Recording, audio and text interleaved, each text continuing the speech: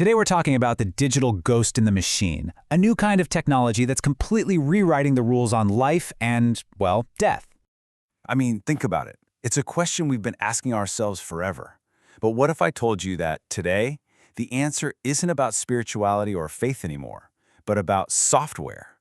Because this isn't some far-off future stuff. It's happening right now. Artificial intelligence is literally giving voice to people who are no longer with us. So let's get into how this actually works. We're going to start with the pioneers, the families who turned to AI not just to remember a loved one, but to make their voice heard again. So take a look at these two powerful examples. On one side, you have Joaquin Oliver, who was a victim of the Parkland school shooting. His family created an AI avatar of him to speak directly to journalists and push for stronger gun control. And then on the other side, there's Chris Pelkey, who was a victim of a road rage attack. His avatar delivered a victim impact statement in a court of law. And for Joaquin's father, Manuel, this was absolutely not a gimmick. He sees it as a powerful new tool for activism, a way to make sure his son's voice never stops fighting for change. And in Chris Pelkey's case, the effect was just undeniable. After the AI avatar delivered its statement, the judge even commented on how genuine it felt, and then proceeded to hand down the maximum possible sentence. It's a pretty stark example of just how persuasive these digital ghosts can be. You know, whenever you have a technology this profound, a market is sure to follow. So now let's zoom out and look at how this deeply personal act of remembrance is fast becoming a massive global industry. $80 billion. That's how big the digital afterlife industry is projected to be in the next 10 years. It's a truly mind-boggling number, and it's all fueled by that very human desire to stay connected to the people we've lost. So what exactly is this industry? Well, it's a whole new group of companies that do everything from managing your social media after you're gone to, creating these interactive AI avatars, or Deadbots, that are built from your digital footprint. Which leads to the big question, right? How do you turn a profit from this? Right now, some companies charge for subscriptions, but a lot of people, researchers, even people inside the industry, they see a future where making money gets a lot more inventive. And some of those ideas are pretty unsettling. Just imagine you're having a conversation with an AI of your grandma, and suddenly an ad for life insurance pops up.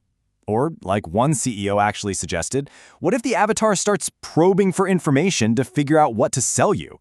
You can see how the line between remembrance and straight-up exploitation gets really, really blurry.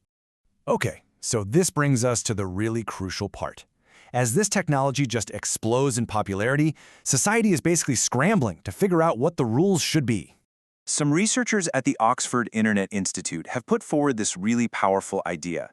They're basically arguing that we need to treat a person's data, what they call their digital remains, with the same kind of respect and reverence that we treat their physical remains. And that really sets up the central fight here, doesn't it? On one hand, you have this call to protect human dignity, prevent hate speech, respect privacy. And on the other hand, you have the big business impulse to monetize all of it by selling products and harvesting data.